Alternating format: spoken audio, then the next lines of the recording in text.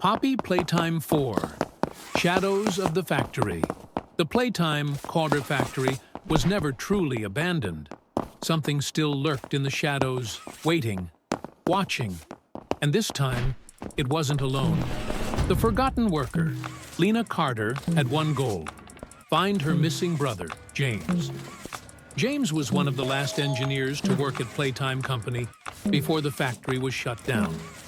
One day, he simply disappeared, along with dozens of other employees. No records, no traces, just silence. But then, Lena received a package with no return address. Inside was a single VHS tape labeled, "Find Me." She hesitated before pressing play. The screen flickered to life, showing a dark hallway, heavy breathing, and a whispered voice.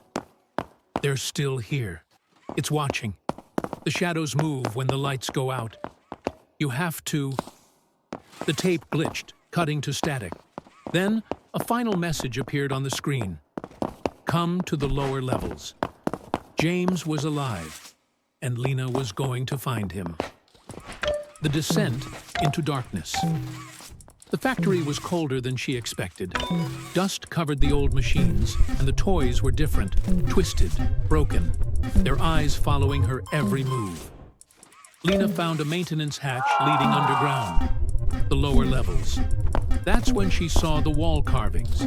Scratched into the metal, over and over were the words, "Don't let it see you." Then, the lights flickered, and the shadows moved. The shadow toy. Lena barely had time to react before something lunged at her. A toy, but unlike any she had seen before. It was made of darkness itself, its form shifting, its glowing white eyes locked onto her. It didn't make a sound. It just moved. She ran, dodging through the abandoned hallways, searching for any sign of James. She turned a corner and nearly screamed. A row of old TV screens turned on by themselves, showing security footage. And there, in one of the camera feeds, was James, trapped. And he wasn't alone. Something huge loomed behind him, its claw-like hands resting on his shoulders. The screen glitched again, and a robotic voice whispered, "Playtime is forever." Lena had to move. The final game. Following the cameras, Lena made her way to the testing chamber. The door was sealed with an old puzzle lock. She scrambled to solve it as the shadow creature crept closer, its presence distorting reality. A final click. The door opened. Inside, James was strapped to a strange machine, his eyes unfocused. "Lena," he whispered. She ran to him, trying to undo the restraints, when she heard the whisper. "You can't take him."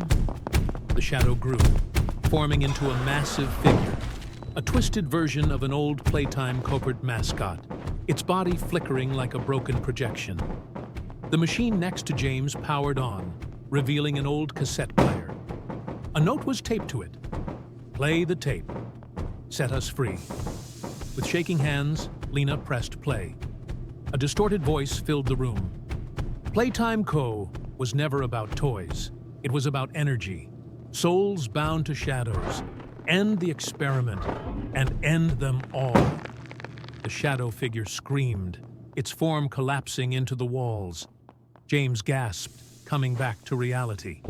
The factory shook violently. They had seconds to escape. The factory seals shut. Lena and James barely made it to the surface as the factory doors slammed shut, locking the horrors inside. For the first time in years, James was free. But as they walked away, Lena's phone buzzed. A new message. "Not all shadows fade." And from deep inside the factory, in the darkness, something laughed.